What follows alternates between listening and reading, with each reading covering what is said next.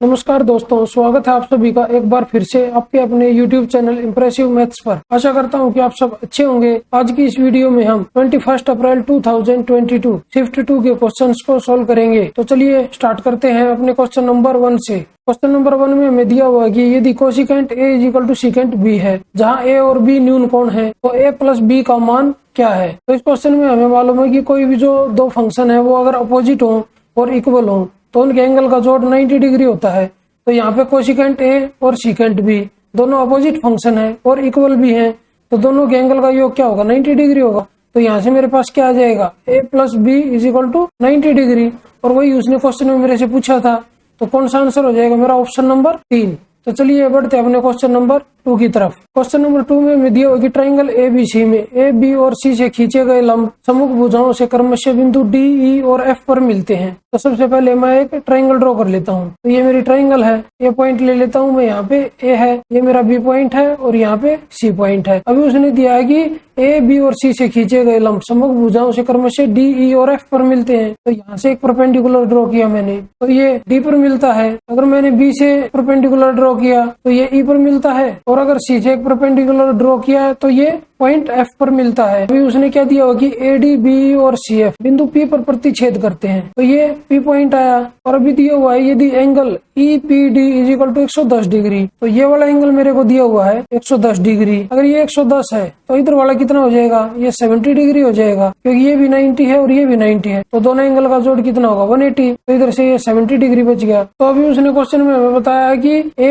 और B के समद्विभाजक बिंदु Q पर मिलते हैं। तो ये इधर एंगल A है, ये एंगल B है, दोनों के अगर मैं समद्विभाजक ले लेता हूँ तो ये एक पॉइंट है, यहाँ पे मिलते हैं, इस पॉइंट का नाम है Q। तो अभी उसने क्वेश्चन में क्या पूछा है कि एंगल AQB का माप क्या होगा। तो ये एंगल मेरे को बताना है। तो ये इसके एंगल बाइसेक्टर हैं, यहाँ पर मिलते हैं। तो एंगल AQB का माप क्या होगा, एंगल AQB इसकी वैल्यू होगी मेरे पास 90 प्लस एंगल C/2। तो ये हो जाएगा मेरा 90 प्लस 35, इसके इक्वल आ जाएगा 125 डिग्री के। तो ऑप्शन नंबर कौन सा है मेरा, ऑप्शन नंबर है 4। तो चलिए बढ़ते हैं अपने क्वेश्चन नंबर 3 की तरफ। क्वेश्चन नंबर 3 में मैं दिया हुआ कि निम्नांकित आकृति में AD कोण BAC को समद्विभाजित करता है। BD की लंबाई सेंटीमीटर में ज्ञात कीजिए। अगर ये एंगल बाइसेक्टर है AD इस एंगल का, तो हमें पता है कि जो ये दो भुजाएं हैं AB और AC, इनका अनुपात किसके बराबर होगा, BD और DC के अनुपात के बराबर होगा। तो मैं लिख लेता हूँ इधर से AB/AC इक्वल टू किसके होगा, BD/DC के। तो इधर से AB क्या है मेरे पास, AB की वैल्यू है 6, अपॉन में हो गया 2x - 3 इक्वल टू हो जाएगा x - 2 और अपॉन में x के। तो क्रॉस मल्टीप्लाई कर लेता हूँ, तो इधर आ जाएगा मेरा 6x इक्वल टू, इसको मल्टीप्लाई करता हूँ इसके साथ, तो ये हो जाएगा 2x² और माइनस में 4x और माइनस 3x और प्लस में 6। इस 6x को इधर ले आता हूँ, तो ये हो जाएगा 2x², ये इधर से है 4 और 3 7 और 6 ये आ जाएगा, तो ये हो गया -13x और प्लस 6। अभी मेरे को इसके दो ऐसे जोड़े लेने हैं जिनकी मल्टीप्लाई तो मेरे पास +12 हो और जिनका जोड़ -13 हो। वो दो जोड़े मेरे पास आ जाएंगे 12 और 1, तो दोनों माइनस के लूंगा मैं इनको, क्योंकि ये भी ऐड करूंगा तभी -13 आएगा और इनको मल्टीप्लाई करूंगा तो 12 आएगा। तो इधर x² का कोएफिशिएंट क्या है मेरे पास, 2 है, तो 2 से डिवाइड कर देता हूँ दोनों तरफ। तो एक x की वैल्यू मेरे पास इधर से आई है 6 और एक आई है 1/2। तो 1/2 तो मैं ले नहीं सकता, इसको मैं छोड़ देता हूँ। तो x की वैल्यू मेरे पास इधर से मिली है मेरे को 6। तो मेरे को क्या निकालना है, मेरे को BD की वैल्यू निकालनी है। BD की वैल्यू इधर से क्या है, x - 2 है और x की वैल्यू है 6, तो 6 - 2 हो जाएगा, तो क्या आ जाएगी, 4 आ जाएगी। ऑप्शन नंबर कौन सा है मेरा ऑप्शन नंबर है 1। तो चलिए बढ़ते हैं अपने क्वेश्चन नंबर 4 की तरफ। क्वेश्चन नंबर 4 में मैं दिया होगी 7 सेंटीमीटर त्रिज्या और 7 सेंटीमीटर ऊंचाई वाले एक ठोस शंकु को प्रत्येक 7 सेंटीमीटर की त्रिज्या वाले दो ठोस गोलों के साथ पिघलाकर 7 सेंटीमीटर त्रिज्या का एक ठोस बेलन बनाया गया है। बेलन का वक्र पृष्ठीय क्षेत्रफल कितना है। तो यहाँ पे मेरे को एक शंकु दिया हुआ और दो गोले दिए हुए हैं, दोनों को एक साथ पिघला दिया और उससे एक बेलन बनाया है। तो मतलब एक शंकु और दो गोलों का जो वॉल्यूम होगा वो एक बेलन के बराबर हो जाएगा। तो मैं कंपेयर कर लेता हूँ दोनों को। शंकु का वॉल्यूम होता है 1/3 πr², r कितना दिया हुआ है 7 × 7 और h कितना है 7 ही है, तो 7 और प्लस में कितने गोले हैं, दो गोले हैं, तो 2 × 4/3 πr³। आर की वैल्यू कितनी है 7 सेंटीमीटर इंटू 7 × 7 × 7 किसके इक्वल हो जाएगी, इक्वल टू हो जाएगी πr²। h बेलन का आयतन होता है, तो आर इधर से कितनी है 7 × 7 और h मेरे को निकालनी है सबसे पहले, तो वक्र पृष्ठीय क्षेत्रफल उसके बाद निकलेगा। तो इधर से पाई से पाई कट हो जाएगा सबसे पहले तो दोनों तरफ से, तो फिर 2 7 से 2 7 कट हो जाएंगे, इधर से ये गया और ये गया। तो अभी मैं इसको 3 से मल्टीप्लाई कर देता हूँ दोनों तरफ, तो ये क्या बचेगा 7 और प्लस में ये मेरा आ जाएगा 4 दूनी 8 और 7 56 और इक्वल टू ये हो जाएगा मेरा 3h के। ये दोनों को ऐड करूँ तो क्या आएगा, ये मेरा आएगा 63 इज इक्वल टू 3h।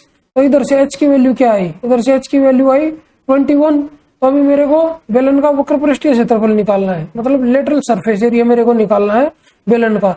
तो लेटरल सरफेस एरिया बेलन का क्या होता है, ये होता है 2 पाई RH। तो इधर से 2 इंटू पाई की वैल्यू है 22/7 और r की वैल्यू क्या है 7 है और h की वैल्यू मैंने निकाली है 21। तो 7 से 7 कट होगा। अभी इन सभी को मल्टीप्लाई कर लेते हैं। तो 21 दूनी कितना होता है 42। तो इक्वल टू किसके हो जाएगा 42 दूनी 84। तो 4 8 बच गया। तो 42 दूनी 84, 84 और 8 कितना होता है 92। तो ये मेरा आया 924। ऑप्शन नंबर कौन सा है मेरा, ये है मेरा ऑप्शन नंबर 1। तो चलिए बढ़ते हैं अपने क्वेश्चन नंबर 5 की तरफ। क्वेश्चन नंबर 5 में दी होगी ₹62,500 की राशि पर प्रत्येक 8 माह में चक्रवृद्धि होने वाली 12% वार्षिक ब्याज दर से 2 वर्षों में प्राप्त चक्रवृद्धि ब्याज कितना होगा।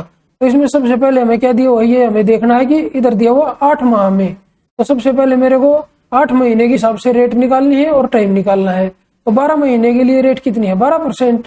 तो 8 महीने के लिए रेट कितनी हो जाएगी मेरे पास 8% हो जाएगी। और इधर से टाइम कितना दिया हुआ है मेरे को, तो टाइम दिया हुआ है 2 वर्ष और 8 महीने के हिसाब से कितना हो जाएगा।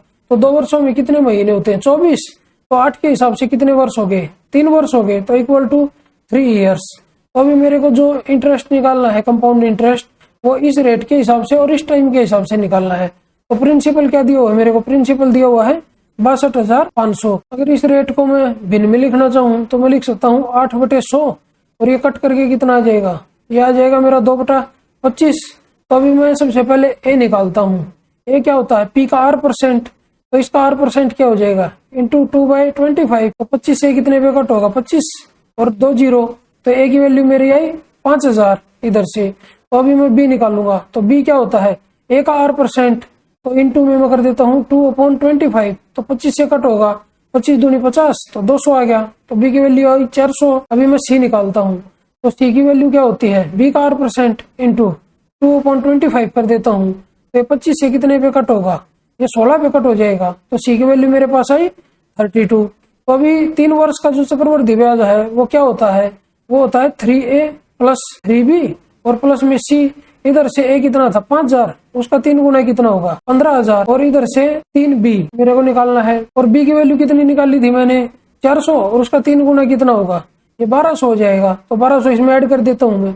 और सी की वैल्यू कितनी है 32 है, 32 भी ऐड कर देता हूँ।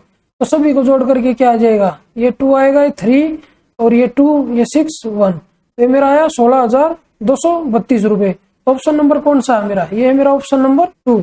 तो चलिए बढ़ते हैं अपने क्वेश्चन नंबर 6 की तरफ। क्वेश्चन नंबर 6 में दी होगी एक मोबाइल फोन को 59,620 रुपए में बेचने पर प्राप्त लाभ 8.4% है। मोबाइल फोन का क्रय मूल्य रुपीज में कितना है। तो ये जो वैल्यू मेरे को दी हुई है इसमें 8.4% प्रॉफिट इंक्लूड है। तो ये मेरी 108.4% की वैल्यू है 59,620। तो मेरे को 100 की वैल्यू निकालनी है। तो उसके लिए क्या करूंगा इंटू 100 और अपॉन में आ जाएगा मेरा 108 पॉइंट हटा के मैं ऊपर 10 से मल्टीप्लाई कर लेता हूँ।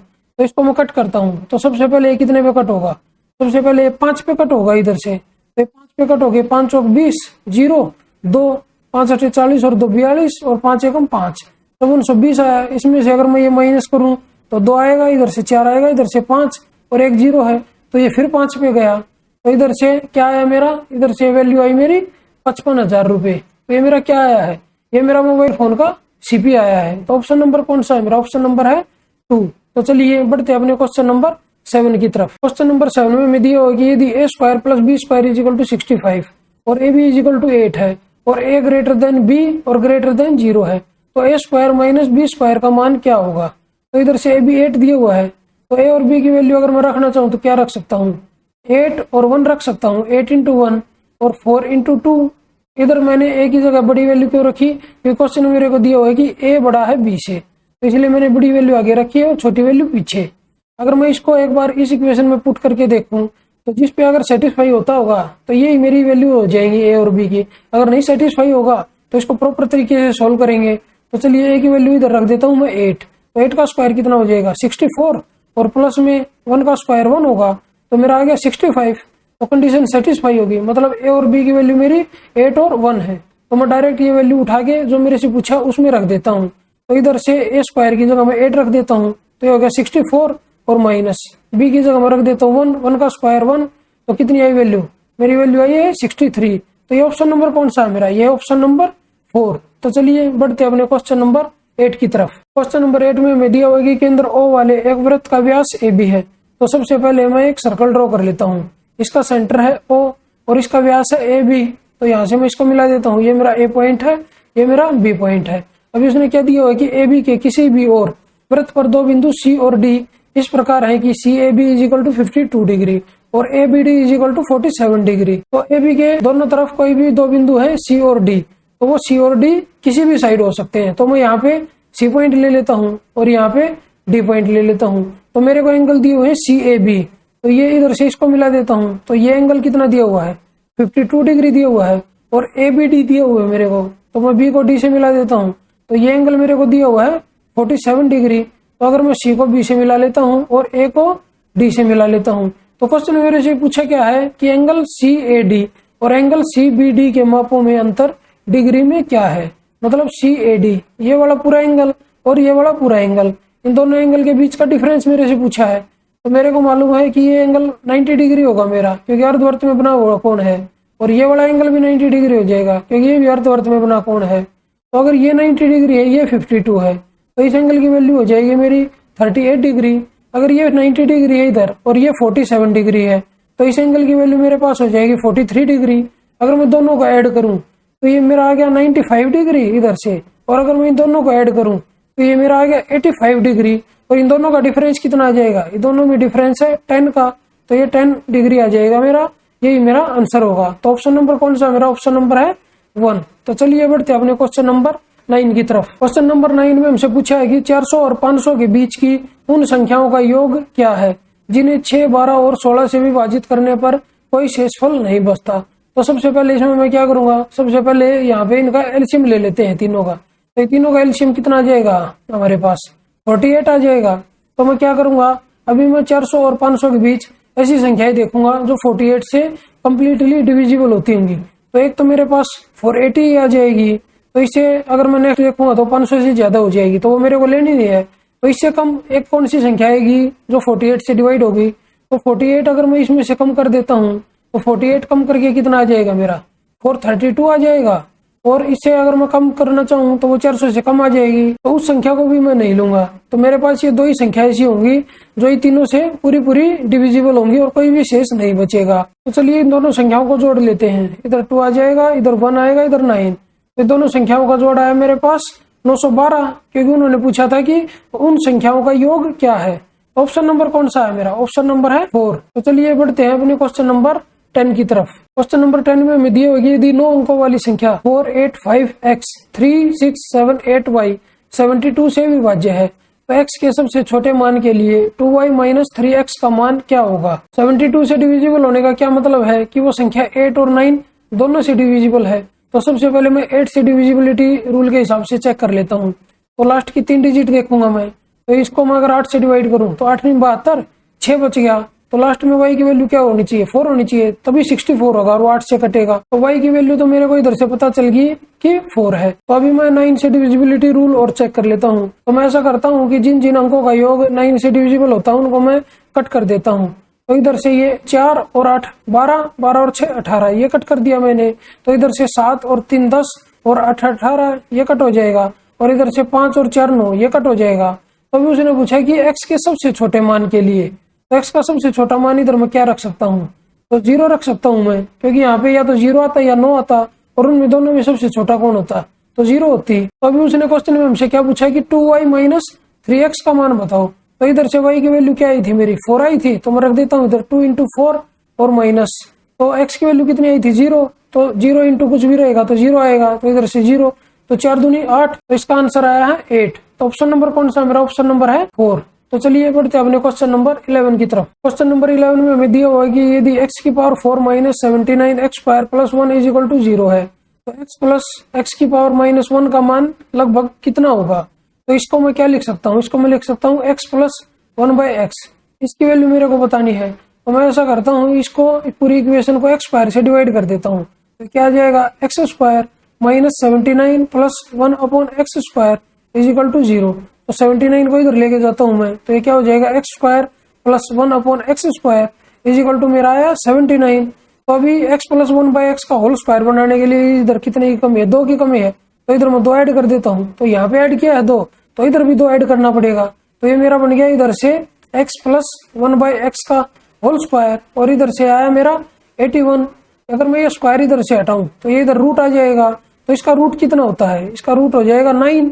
तो x प्लस 1/x की वैल्यू कितनी आई, 9 आई। वही क्वेश्चन में उसने मेरे से पूछी थी। तो ऑप्शन नंबर कौन सा हो जाएगा मेरा, ये हो जाएगा ऑप्शन नंबर 1। तो चलिए बढ़ते हैं अपने क्वेश्चन नंबर 12 की तरफ। क्वेश्चन नंबर 12 में हमें दिया है कि दिया गया पाई चार्ट 5 स्कूलों में विद्यार्थियों का प्रतिशत और तालिका प्रत्येक स्कूल में लड़कों और लड़कियों के अनुपात को दर्शाती है। पाई चार्ट और तालिका का अध्ययन करें और उसके बाद दिए गए प्रश्न का उत्तर दें। तो इधर पाई चार्ट दिया हुआ हमें और इधर तालिका दी हुई है। तो क्वेश्चन में उसने क्या पूछा हमसे, स्कूल डी में लड़कियों की संख्या स्कूल बी में लड़कों की संख्या से कितना प्रतिशत कम है। तो सबसे पहले मैं निकालता हूँ स्कूल डी में लड़कियों की संख्या। तो स्कूल डी और इसमें गर्ल्स की संख्या, तो स्कूल डी में कितने हैं, 18% है। तो इधर से मैं 18 लिख लेता हूँ। और स्कूल डी में गर्ल और बॉयज का रेशियो क्या है, स्कूल डी मेरा इधर है तो 1:2 है इधर से। और गर्ल्स कितनी है मेरे पास 1 है, अगर टोटल 3 है तो इंटू में कर लेता हूँ 1/3। तो अभी मेरे को क्या देखना, स्कूल बी में लड़कों की संख्या। तो इधर स्कूल बी है और इसमें बॉयज की संख्या, स्कूल बी कहाँ पे है, यहाँ पे है। तो ये 15% है तो 15 लिख लेता हूँ। और इंटू, तो इधर से ये है 2:3, तो इसको लिख लेता हूँ मैं 3/5 आ जाएगा। तो अब इसको कट कर लेता हूँ। तो 3 6 18 और 5 से कट करूंगा तो 5 3 15। तो इधर से ये 6 आया और ये 9 आया। उसने मेरे से पूछा था कि ये जो स्कूल डी में लड़कियों की संख्या है स्कूल बी में लड़कों की संख्या से कितने प्रतिशत कम है। तो ये अगर मैं देखूं 6 को 9 से कितना कम है, 3 कम है, कितने पे 9 पे। और अगर मेरे को परसेंटेज निकालना है तो 100 से मल्टीप्लाई कर देता हूँ। तो ये आ गया 100/3। तो ये मेरा कितना होता है 33 सही 1/3%। और उसने मेरे से पूछा कि निकटतम पूर्णांक तक सही, तो ये मेरा आ जाएगा 33%। ऑप्शन देख लेता हूँ मेरा एक बार कौन सा है। ये मेरा ऑप्शन है ऑप्शन नंबर 4। तो चलिए बढ़ते हैं अपने क्वेश्चन नंबर 13 की तरफ। क्वेश्चन नंबर 13 में हमें दिया हुआ है कि मार्च के महीने में दिलीप ने प्रतिदिन औसतन ₹501 की कमाई की। तो मार्च में कितने दिन होते हैं, 31 दिन, मतलब 31 दिनों का जो एवरेज है वो 501 है। अभी उसने दिया हुआ है कि पहले 18 दिनों में उसकी औसत कमाई 495 रुपए थी और 18 दिनों में उसकी कमाई थी 495। अभी क्या दिया हुआ है, और बाद के 15 दिनों में उसकी औसत कमाई ₹505 थी। बाद के जो 15 दिन थे उसमें एवरेज कितना था, 505 था। तो अभी उसने दिया हुआ है कि 18 मार्च को उसने 17 मार्च को अर्जित की गई कमाई से ₹50 अधिक कमाया। तो इधर ये 18 मार्च है और ये 17 मार्च है। 17 मार्च को अगर मैं मान लेता हूँ उसने x रुपए कमाए, तो 18 मार्च को उसने x प्लस 50 रुपए कमाए। तो उसने क्या पूछा क्वेश्चन में हमसे, क्वेश्चन में उसने पूछा कि 18 मार्च को उसने कितना कमाया। तो अगर टोटल में देखूं तो 31 दिन थे मेरे पास, और अगर ये दोनों को ऐड करके देखूं तो 33 डेज होते हैं। तो मतलब जो ये 17 और 18 जो डेज हैं वो 2 बार काउंट हो रखे हैं इसमें। तो अगर मैं इधर से देखूं तो ये 501 से कितना कम है, तो ये 6 कम है। कितनी संख्याओं पे, 18 पे, तो -6 और 18 पे, तो ओवरऑल कितना कम हो गया, 108 कम हो गया। तो -108 लिख लिया मैंने। और ये 501 से कितना ज्यादा है, ये 4 ज्यादा है। कितनी संख्याओं पे, 15, तो +4 और 15 संख्याओं पे, तो ओवरऑल कितना ज्यादा हो जाएगा, 60 ज्यादा हो जाएगा। तो प्लस का लिख लेता हूँ। अभी ओवरऑल कितना कम आया इधर से, ये मेरे पास आया 4, तो -48 आया। तो -48 किस में है, तो 17 और 18 जो संख्याएं हैं उन्हीं में कम है, क्योंकि ये 2 बार रिपीट हो रखी है मेरे पास इधर। तो अगर मैं 17 और 18 का ऐसे जोड़ निकालूं तो एक का एवरेज कितना था मेरे पास, 501। तो दोनों को ऐड करके कितना आ जाएगा मेरा, ये मेरा आ जाएगा 1002। अगर मैं इसमें से 48 अगर मैं माइनस करूं तो कितना बचेगा मेरे पास, ये बचेगा 4 और 5 और इधर से 9, तो 954 बच गया मेरे पास। तो इधर से इन दोनों का जोड़ कितना है, 2x + 50, और ये 954 किसके इक्वल हो जाएगा, 2x और +50 के। तो 50 को मैं अगर इधर लेके जाऊं तो ये कितनी आ जाएगी, इधर से 2x की वैल्यू, 2x = मेरा आया 904। तो इधर से x की वैल्यू 452। अभी उसने क्वेश्चन में मेरे से 18 मार्च की कमाई पूछी है, और 18 मार्च को उसने कितने रुपए कमाए थे, x + 50। x की वैल्यू कितनी है, 452। और इसमें अगर मैं 50 और ऐड कर देता हूँ, अगर मैंने 50 और ऐड कर दिए तो ये मेरा आ जाएगा 502 रुपए। तो 18 मार्च को उसने 502 रुपए कमाए। तो ऑप्शन नंबर कौन सा है मेरा? ऑप्शन नंबर है 1। तो चलिए बढ़ते हैं अपने क्वेश्चन नंबर 14 की तरफ। क्वेश्चन नंबर 14 में हमें दिया हुआ है ए और बी ने 3:5 के अनुपात में धन निवेश करके एक व्यवसाय शुरू किया। तो दो बंदे थे ए और बी, उनके निवेश का अनुपात कितना है? 3:5 है। अभी वो बोल रहा है कि कुछ महीने के बाद ए व्यवसाय से बाहर हो गया और उसने अपना धन वापस ले लिया। वर्ष के अंत में उन्हें 2:5 के अनुपात में लाभ प्राप्त हुआ। ए ने कितने महीने के बाद अपना धन वापस लिया? तो मेरे को ए और बी के लाभ का अनुपात और दिया हुआ है 2:5। अगर इधर से मेरे को टाइम का रेशियो निकालना हो तो मेरे को प्रॉफिट का जो रेशियो है उसको निवेश के रेशियो से डिवाइड करना पड़ेगा। तो इधर से मैं कर देता हूँ अपॉन में 3 और अपॉन में 5। तो 5 से 5 कट होगा, इधर क्या बच गया? 1 बच गया। तो 3 को मैं इधर लेके जाता हूँ। तो ये इधर से टाइम का रेशियो मेरे पास आया है 2:3। तो अभी ये मेरे पास आया है ए का रेशियो और ये आया है बी का रेशियो। अभी उसने क्या बताया है कि ए ने व्यवसाय को बीच में ही छोड़ दिया था और अपना धन वापस ले लिया था। मतलब बी ने पूरे 12 महीने के लिए निवेश किया। मतलब 3 की वैल्यू यहाँ पे कितनी है? 12 है। इसका 4 टाइम्स, इधर से 2 का 4 टाइम्स कितना हो जाएगा? 8 हो जाएगा। अभी उसने वही पूछा था कि कितने महीने के बाद उसने अपना धन वापस लिया। तो 8 महीने के बाद उसने अपना धन वापस ले लिया। तो ऑप्शन नंबर कौन सा मेरा? ऑप्शन नंबर है 3। तो चलिए बढ़ते अपने क्वेश्चन नंबर 15 की तरफ। क्वेश्चन नंबर 15 में मैं दिया हुआ कि निम्न पाई चार्ट में किसी कंपनी के विभिन्न कार्यालयों ए से ई में काम करने वाले कर्मचारियों की कुल संख्या का वितरण दिया गया है। कर्मचारियों की कुल संख्या 2400 है। तो क्वेश्चन में उसने हमसे पूछा है कि यदि कार्यालय सी में पुरुष कर्मचारियों का प्रतिशत 20% है और ई में महिला कर्मचारियों का प्रतिशत 40% है, तो ई में महिला कर्मचारियों की संख्या का सी में महिला कर्मचारियों की संख्या से अनुपात कितना है? तो ई में जो वुमेन है उनका रेशियो और सी में जो वुमेन है उनका रेशियो मेरे को निकालना है। क्वेश्चन में मैं दिया हुआ कि सी में पुरुष कर्मचारियों का प्रतिशत 20% है, तो महिलाओं का जो प्रतिशत है वो 80% है सी में। तो सी यहाँ पे दिया हुआ है मेरे को और यहाँ पे सी कितना है? 54 डिग्री। तो मैं 54 लिख लेता हूँ और इंटू में 80%, क्योंकि 20% तो पुरुष है तो 80% महिलाएं होंगी। और ई में क्या दिया हुआ है कि ई में महिला कर्मचारियों का प्रतिशत 40% है। तो ई में टोटल कर्मचारी कितने हैं? 72 डिग्री। तो 72 डिग्री और इंटू में 40%, क्योंकि महिलाएं 40% है। इनका रेशियो मेरे को निकालना है। तो परसेंटेज से परसेंटेज कट होगा, 40 से ये 2 बार कट होगा तो ये 18 से कट होगा, 18 चौक 72 और 18 तिया 54। तो ये 2 से कट होगा तो 2 दूनी 4। तो इनका अनुपात क्या आया? 2:3। तो ऑप्शन नंबर कौन सा है मेरा? ये मेरा ऑप्शन नंबर 3। तो चलिए बढ़ते हैं हमने क्वेश्चन नंबर 16 की तरफ। क्वेश्चन नंबर 16 में हमें दिया होगी 2 ट्रेनें समानांतर पटरियों पर एक ही दिशा में क्रमशः 80 किलोमीटर प्रति घंटा और 90 किलोमीटर प्रति घंटा की चाल से चल रही हैं। ट्रेनें 3 मिनट में एक दूसरे को पार करती हैं। यदि एक ट्रेन की लंबाई 230 मीटर है तो दूसरी ट्रेन की लंबाई मीटर में क्या है? क्वेश्चन में हमें दिया होगी दोनों ट्रेनें एक ही दिशा में चल रही हैं और एक की स्पीड 80 है और एक की स्पीड 90 है। तो एक ही दिशा में चल रही है तो उनकी स्पीड माइनस होगी। तो रिलेटिव स्पीड इधर से टोटल कितनी आ जाएगी? 10 किलोमीटर पर आवर कितनी आ जाएगी। और टाइम कितना दिया हुआ है? इधर हमें 3 मिनट दिया हुआ है। तो उसने पूछा क्या है कि जो दूसरी ट्रेन है उसकी लेंथ कितनी है, और एक ट्रेन की लेंथ दी हुई है 230 मीटर। और अगर दोनों ट्रेन एक दूसरे को कवर करेंगी तो वो अपनी जो टोटल लेंथ है दोनों ट्रेनों की कितनी लंबाई को कवर करेंगी।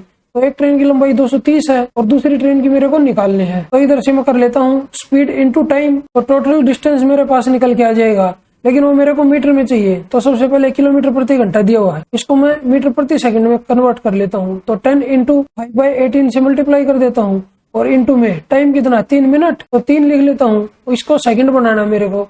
तो इंटू 60 कर देता हूँ, क्योंकि 1 मिनट में 60 सेकंड होते हैं। तो इसको मैं कट कर लेता हूँ। तो ये कितने पे? 18 से ये पूरा कितने पे कट हो जाएगा? 10 पे कट हो जाएगा। तो इसको मल्टीप्लाई करके कितना आएगा? ये मेरा आ जाएगा 500 मीटर। और एक ट्रेन की लंबाई है 230 मीटर। तो दूसरी ट्रेन की लंबाई इधर से कितनी आ जाएगी? अगर मैं इसमें से माइनस कर देता हूँ तो दूसरी ट्रेन की लेंथ इधर से आ जाएगी 270 मीटर। तो ऑप्शन नंबर कौन सा है मेरा? ये ऑप्शन नंबर 1। तो चलिए बढ़ते हमने क्वेश्चन नंबर 17 की तरफ। क्वेश्चन नंबर 17 में मैं दिया हुआ निम्नांकित बार ग्राफ 5 राज्य ए, बी, सी, डी और ई में युवाओं की कुल संख्या लाखों में और रोजगार शुदा युवाओं की संख्या लाखों में को दर्शाता है। तो क्वेश्चन में हमसे पूछा कि राज्य बी और डी में कुल मिलाकर कितने युवा लाखों में बेरोजगार हैं। तो यहाँ पे बी राज्य है और यहाँ पे डी राज्य है। तो ये क्या दिया हुआ? यूथ है, ये वाला सिंबल जो है, और ये है एम्प्लॉयड यूथ। तो जो इनका माइनस करके आएगा वो अनएम्प्लॉयड यूथ आ जाएगा। तो बी में देख लेता हूँ, इधर ये 8 है और ये 7 है, इनका डिफरेंस कितना है? 1 है। और यहाँ पे डी में 10 है इधर, और यहाँ पे 7.5 है, इनका डिफरेंस कितना है? 2.5 है। अगर मैं दोनों को ऐड करूँ 1 और 2.5 को तो कितना आ जाएगा? 3.5 मतलब दोनों राज्यों में मिला के 3.5 लाख इतने युवा बेरोजगार हैं। ये है ऑप्शन नंबर 3। तो चलिए बढ़ते हैं क्वेश्चन नंबर 18 की तरफ। क्वेश्चन नंबर 18 में हमें दिया होगी एक व्यक्ति के वेतन में 50% की वृद्धि हुई और बाद में 50% की कमी हुई, उसे कितना प्रतिशत हानि या लाभ हुआ। तो ऐसे क्वेश्चन में मैंने पिछले पेपर में भी आपको बताया था, अगर किसी केस में उतना ही लाभ होता है और उतनी हानि होती है तो उस केस में हमेशा हानि होगी। और वो हानि कितनी होगी, वो आ जाएगी 50 × 50 और अपॉन में 100। तो हानि हुई है इसलिए मैं माइनस का सिंबल लगा लेता हूँ। तो 2 जीरो से ये 2 जीरो कट हो जाएंगे तो ये आ जाएगा मेरे पास -25%। और माइनस का मतलब है कि उसको हानि हुई है। तो ये ऑप्शन नंबर कौन सा मेरा, ऑप्शन नंबर है 1, लॉस ऑफ 25%। अगर इस क्वेश्चन को एक और तरीके से अगर करना चाहे तो मैं उसका वेतन 100 ले लेता हूँ, तो अभी 50% की वृद्धि हुई तो कितना हो जाएगा 150। अभी इसमें से 50% की कमी हुई है और इसका 50% कितना होगा 75। तो 75 अगर इसमें से माइनस कर देते हैं तो 75 बचेगा। तो पहले 100 था फिर 75 बच गया तो कितनी कमी हुई 25% की कमी हुई और वही हमने यहाँ से निकाली थी। तो चलिए बढ़ते हैं अपने क्वेश्चन नंबर 19 की तरफ। क्वेश्चन नंबर 19 में मैं दिया हुआ कि यदि sin स्क्वायर 5 - 3 sin 5 + 2 अपॉन में cos स्क्वायर 5 = 1 है, जहाँ पे 5 की वैल्यू है 0 डिग्री से ज्यादा और 90 डिग्री से कम, तो cos 2 - sin 3 प्लस कोसिकेंट 2 का मान क्या है।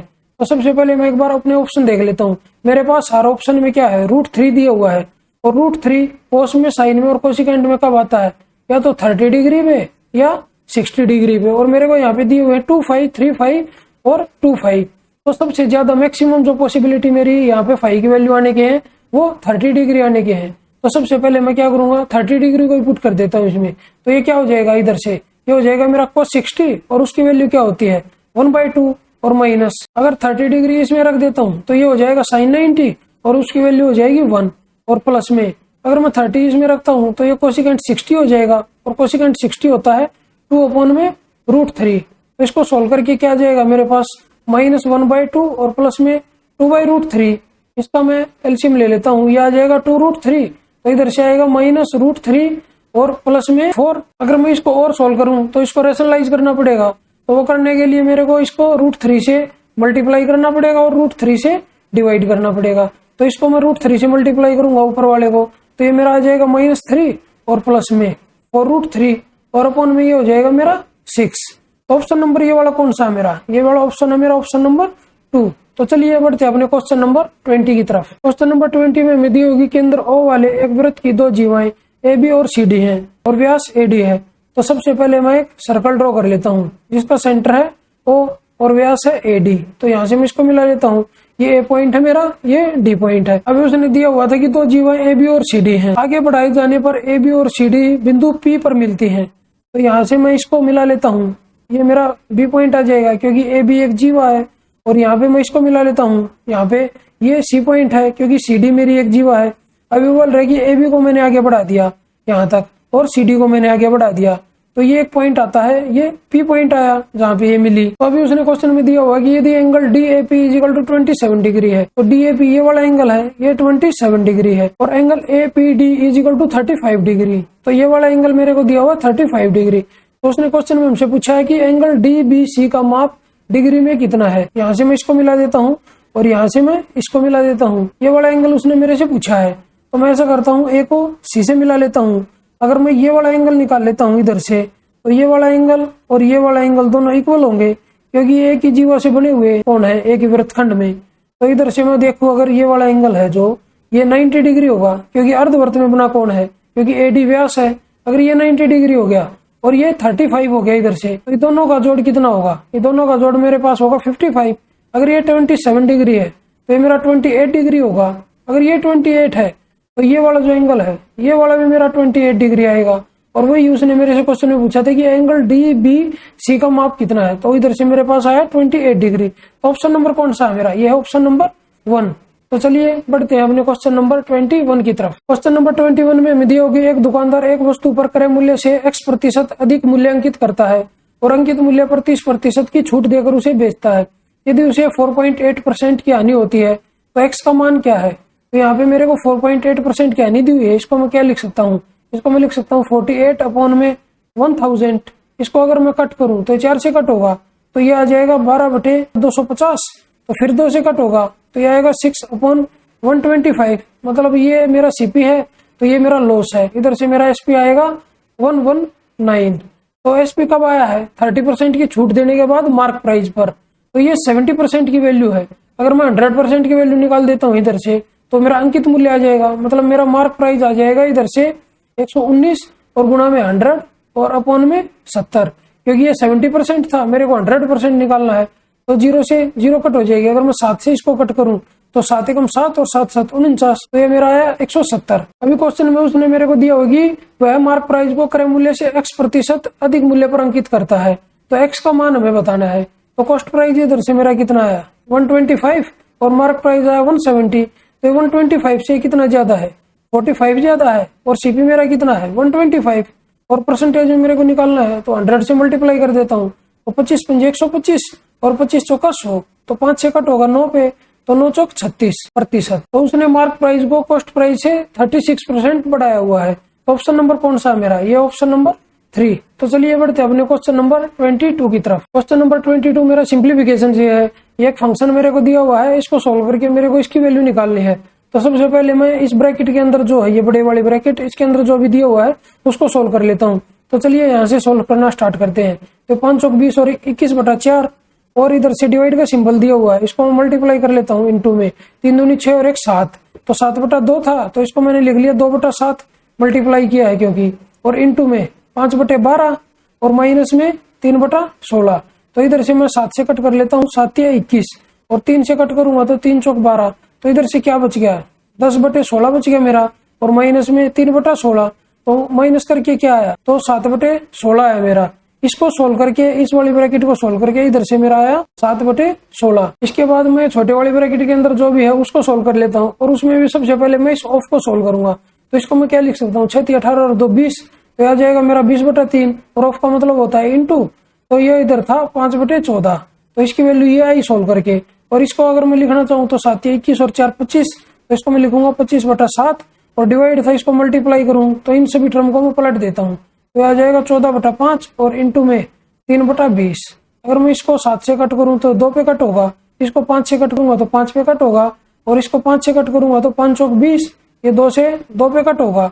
तो इधर से इसकी वैल्यू आई 3/2, और इंटू में क्या था ऑफ का मतलब होता है इंटू, तो इंटू में आ गया मेरा 4/3, तो 3 से 3 कट होगा और 2 से 2 पर कट होगा। तो इधर से इसकी वैल्यू पूरे की वैल्यू मेरे पास आई 2, और इधर डिवाइड का सिंबल था तो इंटू में करूंगा तो 1/2 आ जाएगा। तो इसको अगर मैं सोल्व करके लिखना चाहूँ तो मेरा आ जाएगा 7/32।